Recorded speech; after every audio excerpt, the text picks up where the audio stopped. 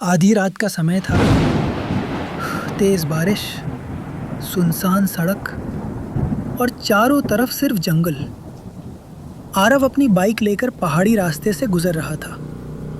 उसे बिल्कुल अंदाजा नहीं था कि आज की रात उसकी जिंदगी हमेशा के लिए बदलने वाली है। अचानक उसकी बाइक अपने आप बंद हो गई। आरव ने कई बार स्टार्ट करने की कोशिश की, लेकिन इंजन जैसे जाम हो चुका था। तभी जंगल के अंदर से पायल की आवाज आई, छन छन छन। आरव धीरे धीरे अंधेरे की तरफ बढ़ा और फिर उसने उसे देखा। सफेद साड़ी में एक लड़की, लंबे काले बाल और चेहरा आधा अंधेरे में छिपा हुआ। बारिश की बूंदें उसके चेहरे पर गिर रही थी, लेकिन वो बिल्कुल शांत खड़ी थी।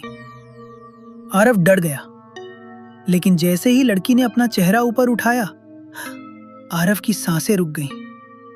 वो बेहद खूबसूरत थी। उसकी आंखों में एक अजीब सा जादू था।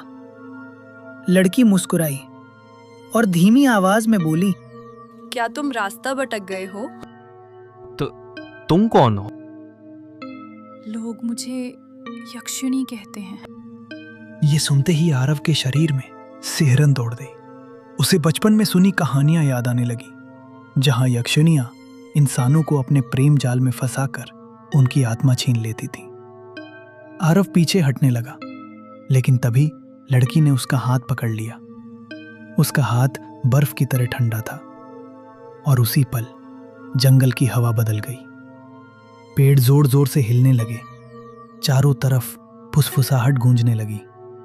ऐसा लग रहा था जैसे कोई सैकड़ों आवाजों में आरव का नाम पुकार रहा हो, आरव, आरव, आरव। डर के बावजूद आरव उसकी आंखों से नजर नहीं हटा पा रहा था। यक्षिणी धीरे से बोली,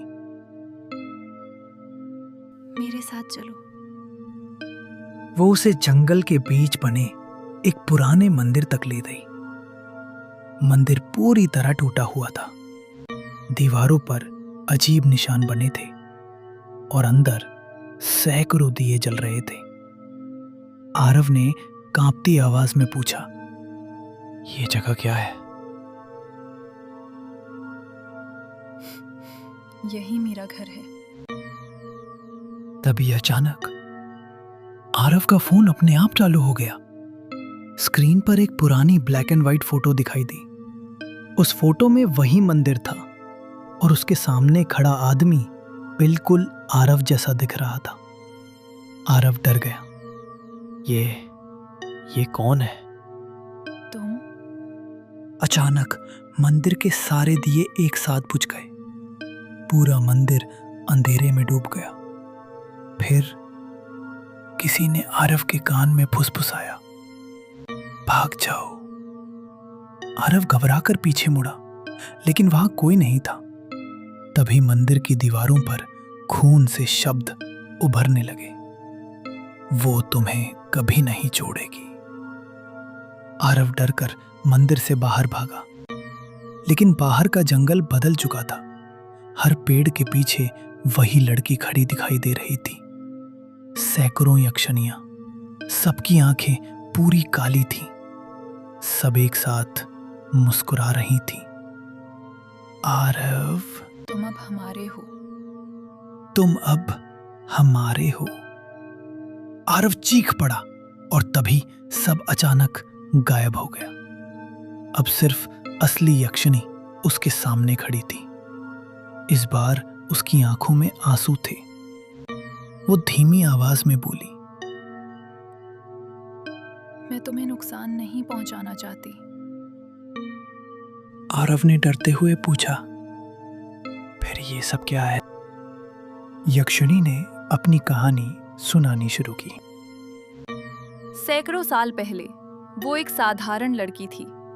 उसे एक राजकुमार से प्यार हो गया था, लेकिन राजकुमार ने धोखा देकर उसकी हत्या कर दी। मरते समय उसने श्राप दिया, तुम्हारी आत्मा कभी मुक्त नहीं होगी। तभी से वो यक्षिणी बन गई। हर 100 साल में उसे एक इंसान की आत्मा चाहिए होती थी। वरना वो भयानक राक्षस बन जाती। धीरे धीरे आरव को उस पर तरस आने लगा और फिर उसे उससे प्यार हो गया। अब वो हर रात मंदिर जाने लगा। गांव वालों ने उसे बहुत समझाया, लेकिन वो किसी की बात नहीं सुनता। एक रात उसकी माँ ने देखा आरव कमरे में अकेला बैठा किसी से बातें कर रहा था, जबकि वहां कोई नहीं था। अगले दिन गांव के बूढ़े पुजारी ने आरव को रोका। उन्होंने कहा, अगर पूर्णिमा से पहले तुमने उससे रिश्ता नहीं तोड़ा तो तुम्हारी आत्मा हमेशा के लिए उसकी हो जाएगी। लेकिन आरव नहीं माना। पूर्णिमा की रात वो फिर मंदिर पहुंच गया। आज मंदिर पहले से ज्यादा खूबसूरत लग रहा था। चारों तरफ फूल थे, दिए जल रहे थे और यक्षिणी दुल्हन की तरह तैयार खड़ी थी। वो मुस्कुराई। आज तुम हमेशा के लिए मेरे हो जाओगे। आरव उसके करीब गया, लेकिन तभी उसे पीछे से रोने की आवाज सुनाई दी। वो धीरे धीरे मंदिर के पीछे पहुंचा और जो उसने देखा उसकी चीख निकल गई। वहां दर्जनों इंसानों के कंकाल पड़े थे। दीवार पर खून से लिखा था, ये सब उसके प्रेमी थे। आरव डर कर पीछे हटने लगा। तभी यक्षिणी उसके सामने आ गई। अब उसका चेहरा बदल चुका था। आंखें पूरी काली, मुंह से लंबे नुकीले दांत बाहर निकले हुए और आवाज बेहद डरावनी। तुम भी मुझे छोड़कर जाओगे? आरव भागने लगा, लेकिन मंदिर का दरवाजा अपने आप बंद हो गया। चारों तरफ अंधेरा फैल गया। फिर सारे कंकाल धीरे धीरे उठने लगे।